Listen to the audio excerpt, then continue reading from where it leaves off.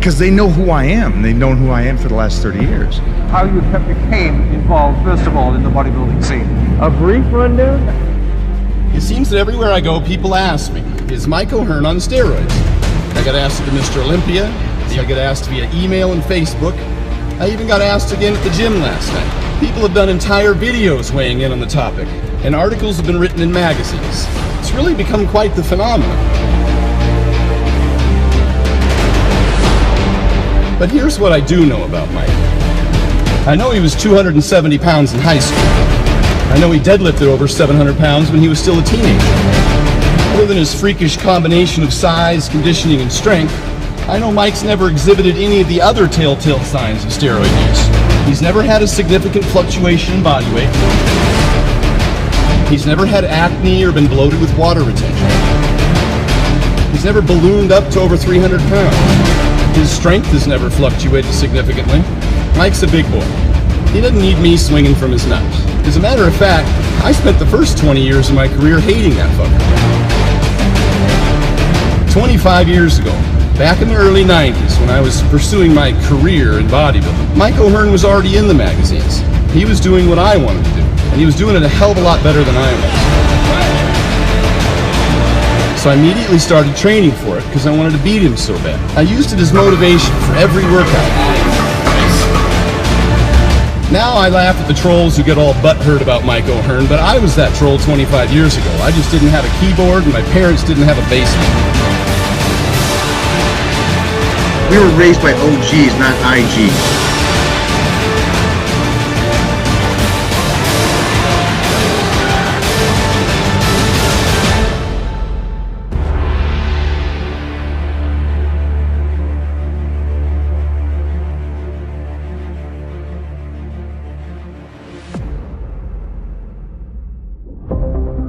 So we walked to the back of the gym, and there was Mike, on the incline press, with 405 on the bar, no spotter, training by himself. And just then, I had a moment of deja vu.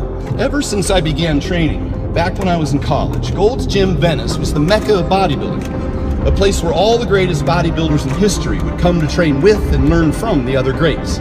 Dozens and dozens of times over the decades, I've visited Gold's Venice. And most of those times, I would see Mike O'Hearn in there training, typically in the squat rack, with at least 400 or 500 pounds in the bar. By himself, no spotter, no posse, no camera crew. Just grinding out heavy set after heavy set, writing down each lift in his book, sitting quietly between sets focused on the bar. This was the same scenario every time I saw Mike in the gym. Day after day, week after week, month after month, year after year, decade after decade. Discipline, consistency, and hard-ass work. There's do right things and then wrong things. I kept going baby step. I can take everybody. When they make a mistake, that's another day that I get ahead.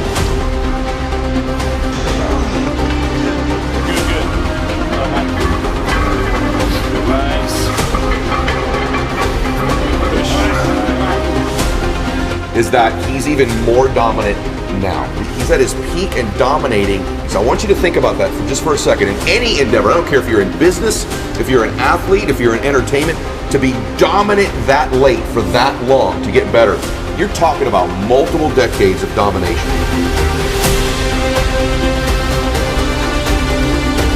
Freaking savages. I love this. Freaking love this.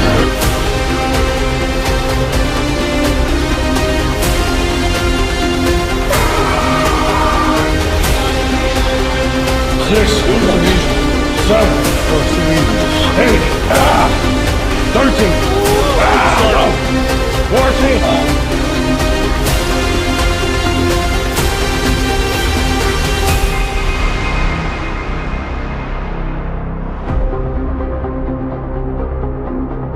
But keep fighting. Try to be the one that makes it. Try to be the one person that gets over the hump. The hardest things that ever happened to me are the greatest things that ever happened to me in my life. I loved being the underdog. I love that. I come from a place where I'd rather be the underdog and have to fight and put in the work because I know I can outwork anybody. An actual approach that I still use today, I'll get up no matter what happens in life and get my workout. Humans are not equal. Sorry. We're not equal. There's different genetics, there's different things, but you can make yourself better no matter what your genetic makeup. You're talking about a sophomore in school.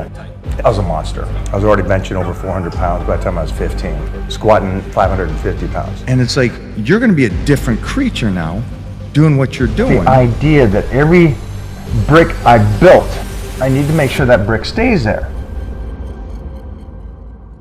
I don't go in there and lift heavy weights because I have an ego. I like the mental battle within myself. I love that fight.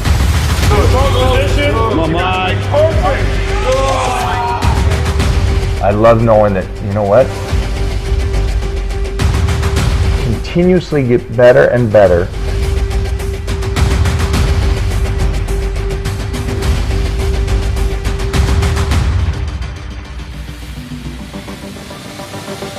My goal was, all that work I put in, I get to keep it for a lifetime.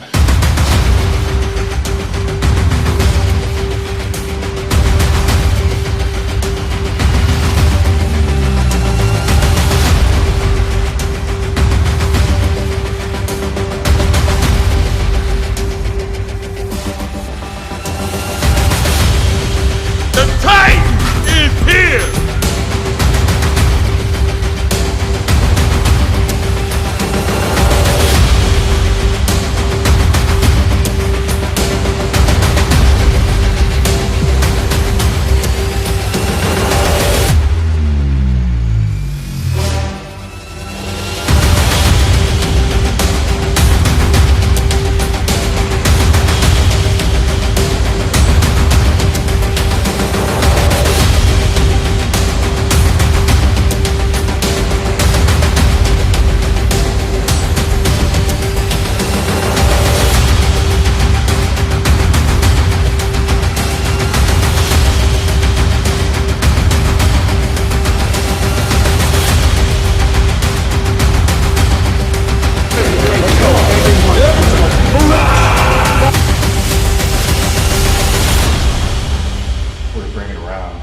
That's a good shot for you, yeah.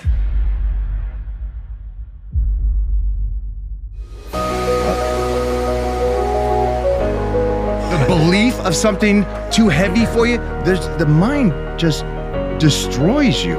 And I wish that maybe that's one of the benefits I had, is that my mind went the other way every single time. What is it that kept me in the game longer than anybody else? 539 fitness covers. I mean, just imagine that for a second. He's the most covered person in the history of fitness, of bodybuilding, by far.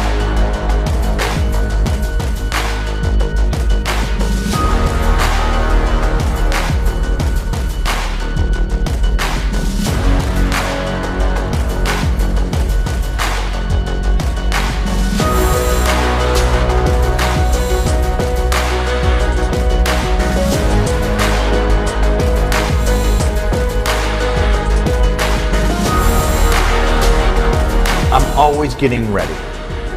Always. And I've never not been getting ready. You can't beat the guy that never gives up. I'm that guy.